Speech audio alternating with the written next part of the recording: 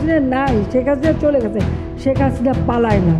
বাংলাদেশ ছাত্রলীগ থাকবে, সব কিছুই মনে রাখা হবে। আমি তো তাদের রাজাকার বলিনি।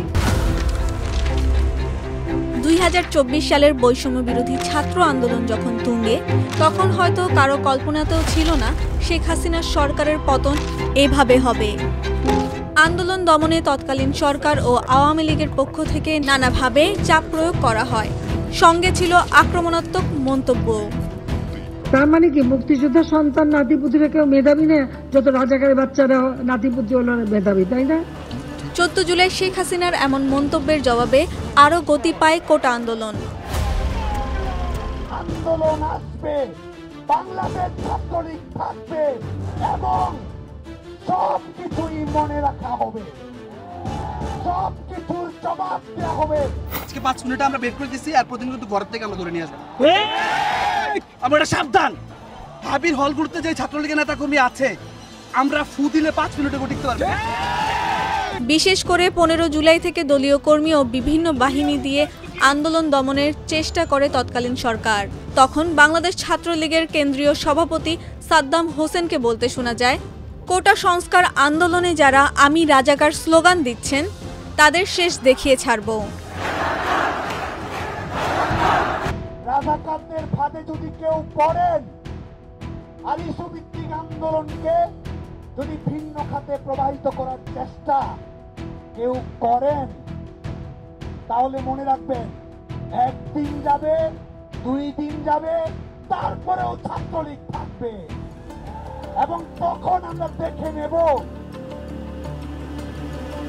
কোটা সংস্কারের দাবিতে আন্দোলনকারীদের রাজাকার স্লোগানের জবাব ছাত্রলীগই দেবে।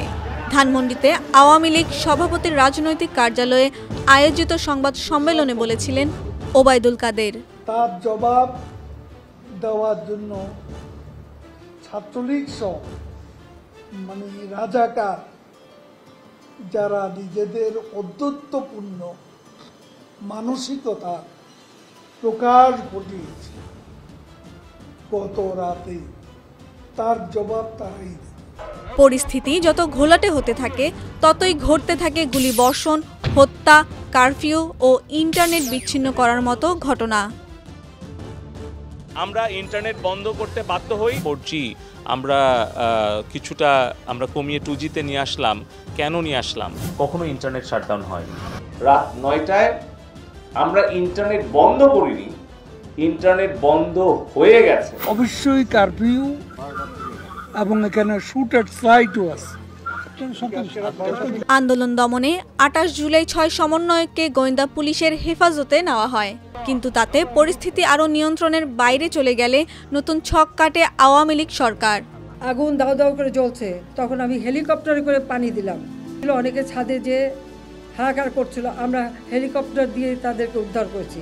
বাংলাদেশকে আবার ভিক্ষুকের জাতি করে দেওয়া, এটাই বোধহয় এদের পিছনে ষড়যন্ত্র। এই আন্দোলন আমি আজকে এই যে এতগুলি মানুষের জীবনের ক্ষতি হলো, এতগুলি পরিবার ক্ষতি হলো, আর এইভাবে মায়ের কোল খালি হোক, এটা আমি চাই না।